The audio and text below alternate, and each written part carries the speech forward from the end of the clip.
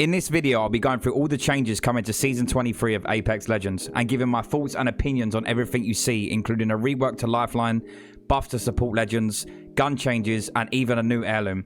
Massive thank you to EA for allowing me to get early access to this event. Starting first with an OG character such as Lifeline. She's been in the game since the very beginning, but now she's completely changed to a proper combat medic. So obviously a passive is use the dock to revive teammates on the ground. A tactical is the drone, you can place it down and it heals your teammates. And then you've got the care package which comes down and gives you loot. But this is now her new passive, so you can now hold onto the drone and fly it through the sky. I feel like this gives Lifeline more of like a combat medic style feel to her because she didn't really have a lot of movement, and now with this you can sort of move around the map a bit quicker. I think she'll be easy to shoot out the sky because it's not very quick, but I quite like the change, I'm not gonna lie. Obviously this is the old one where you just revive teammates and they just get straight back up. I believe you'll still have this, but obviously now you get the added feature of being able to fly with her drone. Moving on to Lifeline's tactical, or Q, whatever you want to call it. This is obviously the drone where you put it down on the floor, it doesn't move, it just stays stationary. But now with her new tactical, you can now move it around, you can place it onto teammates, you can call it back to yourself.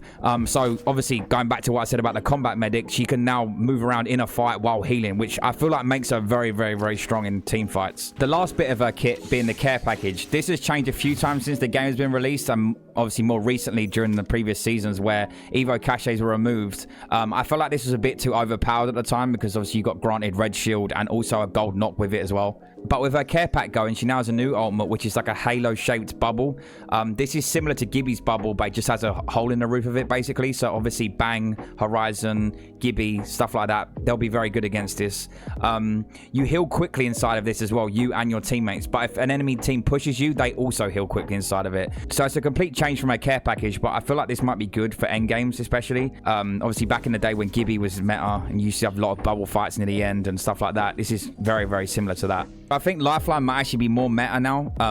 Obviously with the tactical cooldown you have on the reduced tactical cooldown by 25 seconds paired with the new Q that you have now where you can move it around. I think this is the best part of their kit, to be honest, because you can just chuck it to your teammates. If they're fully healed and you're getting shot, then you can chuck it back to you. It's very quick with the movement between you to your teammate and vice versa. Especially in ranked, where I think support characters have been essential for most high-end lobbies because obviously the ability to craft banners for late games if your teammate dies, etc. But my honest opinion on Lifeline now, I think she might actually be the strongest support legend. But going through all her kit again, I don't think the passive is super strong with the drone.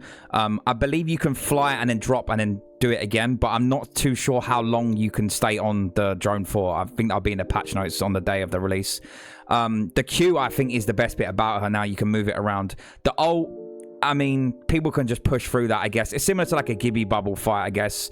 But obviously you heal very quickly inside of that, you and your teammates, so it's going to be very hard to knock someone, especially with a Lifeline team. You can just insta-res them again. I do think Lifeline's pick rate will go up now with her being an OG legend and now actually becoming a combat medic.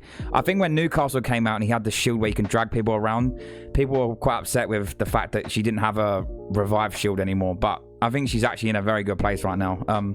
So yeah, I think this is a good change to the game, to be honest. I mentioned support characters being buffed in the video, and the three that are buffed are Gibby, Conduit, and Newcastle. Starting with Newcastle. Newcastle's shield now doesn't take any damage when you put it down. And you can also move it around while you're knocked. So obviously if your teammates are getting shot, you can move it around and give them cover. I think this makes Newcastle even better than he already was, and I know he's been used a lot in ALGS and even BLGS. The fact that his shield doesn't take any damage now is sort of a counter to Maggie, so you can't drill it and it's damaging that. And you can just play around it as long as possible, basically. And the last thing with Newcastle, he has a new perk upgrade called Ultimate Savior. This gives 15 seconds of shield regen to teammates when he slams down his ult. So similar to Watson's ult, where you get a shield regen for a certain amount of time. I think it has a certain range on it as well, so you can't just, it doesn't just slam and then just run away. But yeah, this makes Newcastle even stronger again. Similar to Lifeline, I think Newcastle's pick rate will go up a lot more now. I think people are a lot more comfortable on him, especially watching him in comp and stuff like that. So especially for high-end ranked lobbies, I feel like it's either Lifeline or Newcastle now to be picked, because I think these might be the two strongest support characters in the game. And the final support character, Gibby, he's had two new perk upgrades. The first one being that the auto-reload shotgun perk is still there, but you actually now have an added speed boost. So it's similar to what Maggie's speed boost is when she runs with a shotgun. So I think this is good for him because it gives him a slight bit of movement when moving in and out of maybe his bubble or trying to rotate, etc. But yeah, I think this is a good change for Gibby. And the second one being that Gibby's bubble cooldown has gone from 30 seconds to now 17 seconds, so this might be the return of Gibby. Also, on top of this, Gibby's bubble will no longer be destroyed by Maggie's ball or Crypto EMP ult. So a slight change to Gibby's ultimate is now that the spread of the airstrike's a lot bigger. I think this combats well against Bangalore's ultimate, which I've always felt was a lot better than Gibby's. They didn't actually say how much has changed, but I'm guessing we can just read that in the patch notes when they come out eventually. I personally think Gibby meta back in the day was one of the best metas we've had in Apex, so I'm excited to see him come back with now the bubble, and also with Lifeline now with her bubble. It's just going to be bubble fights all over the map basically. But yeah, now that shotguns are also strong as well, it's going to give an added, bit of spice to dipping in and out of the bubble and having a shotgun fight with someone. So yeah, I'm happy with both Lifeline and Gibby changes so far. Not too sure about Newcastle's one because I feel like he was already quite strong already. But yeah, we'll see how the season plays out, I guess. The support class has had a few updates as well, with now every character not being slowed when healing. So if you remember when they did this with the ultimate accelerants change, this is the exact same speed as that. As well as this, there's a new revive speed perk, which revives allies faster with health regen. A universal change is now that not only support characters can craft, but any character can craft. So they took this ability away from support characters, but now, if you run a support character, every time a teammate dies, a mobile respawn beacon will spawn in their death box, so you can get back in the fight quicker. I'm actually quite glad that they've made it universal, because I always felt that support characters were the reason why people played them in ranked, because that's the only reason you can get back in the fight and craft. Moving on to gun meta changes, the Havoc has now gone into the care package with the Devotion coming to the ground loot. I'm happy that the Havoc's gone into the care package. I feel like this gun has just dominated over loads of seasons in Apex. But they did say that when they've dropped the Devotion to the ground, they've taken away the turbocharger, and they're also going to balance it out so it isn't too strong off drop. There was also some buffs to the L-Star, the Longbow, the Spitfire, the Sentinel, the Rampage, and the P20. So it's quite a lot of guns that have been buffed this season as well. I'm kind of excited to see where they're going to fit into the game.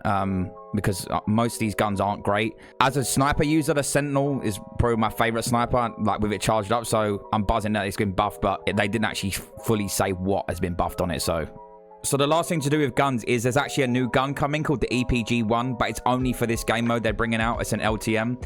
I think this gun used to be in Titanfall. I never played Titanfall. I just got straight into Apex. So if any Titanfall fans want to tell me in the comments, it's a grenade launcher slash noob tube style gun that you can use in this game mode. They also have these little boost kits with these little purple cubes that one of them, I believe, makes you hover. And there's a few other things. They're sort of like the Halloween event things that we had as well. You can just pick this gun up at various like loot bins around the map and stuff like that. Obviously, this isn't in main BR. It's just in this LTM. But I think this is more of like a test to see if it would fit into the game somewhere. If it did come, I think it'd probably be a care package weapon anyway. And the final thing of this video is now there's a new heirloom called the Raptor's Claw. This comes in loads of different colors and is, of course, a universal heirloom, which is the route they've been going down. It also has specific animations for certain characters. They actually teased us with what legends it could be, but never actually told us. I believe it comes in 6 to 7 different colors as well. And also some of the skins they're bringing out match with the animations and the heirloom. But yeah, that's everything I know on the new season coming up. Obviously, this has been quite a long video. I've yapped quite a lot. But this is all my first time trying to do like these voiceover style videos of longer videos anyway. I will have shorter videos on my TikTok and also my Twitter as well if you want to go watch over there. But yeah, hope you guys have an amazing day. Thank you so much for watching and see you in season 23, I guess.